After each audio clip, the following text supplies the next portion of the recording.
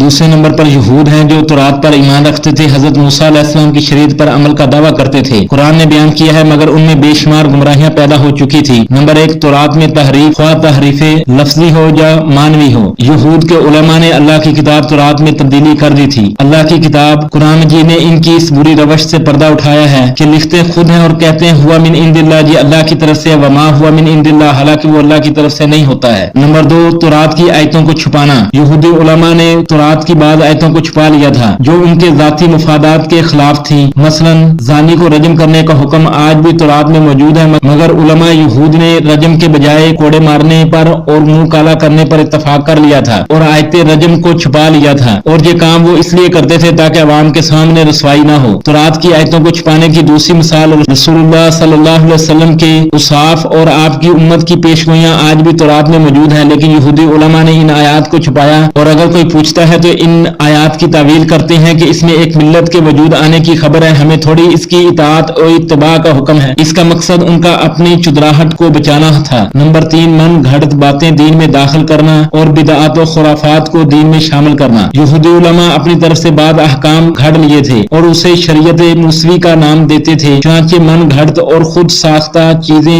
ان کی شریعت کا لازمی حصہ بن گئی تھی۔ یہودی عوام اپنی علماء کی ہر بات کو حرف آخر سمجھتے تھے، ان سے دلیل نہیں پوچھتے تھے، وہ جس چیز کو چاہیں حلال کریں، جس چیز کو چاہیں حرام کریں، کوئی پوچھنے والا نہیں تھا۔ حضرت عیسیٰ علیہ السلام اور نبی صلی اللہ علیہ وسلم کی نبوت کا انکار اپنی طرف سے من گھڑت روایت پر تھا اور یہ ان کا مذہبی تعصب تھا۔ نمبر 4 پر ان کی ایک گمراہی یہ تھی کہ عام یہودی نبی صلی اللہ علیہ وسلم کی نبوت کا انکار کرتے تھے، حالانکہ علماء یہود نبی صلی اللہ علیہ وسلم کی نبوت کے دل سے قائل تھے، کیونکہ تورات نے ان کے سامنے آپ کے اوصاف اتنی فصاحت کے ساتھ رکھے ہیں کہ شبہ کی گنجائش ہی نہیں رہتی ہے، لیکن عام یہودی کو علماء یہود نے ایک منصوبے ساتھ اصل شریعت سے ناواقف رکھا ہوا تھا۔ نمبر 5، یہود اللہ اور اس کے رسول صلی اللہ علیہ وسلم کی شان میں گستاخی کرتے تھے۔ یہ بری روش یہود میں موسیٰ علیہ السلام کے زمانے سے چلی آ رہی تھی اور آج بھی برقرار ہے کہ وہ بار بار آئے روز دین اسلام اور رسول اللہ صلی اللہ علیہ وسلم کی شان میں گستاخی کرتے ہیں۔ ماضی میں جن حق اللہ کے نبیوں کو کرتے رہے ہیں۔ نمبر 6، یہود کی ایک گمراہی، یہود بخل اور حرص میں مبتلا ہو چکے تھے اور بہت سی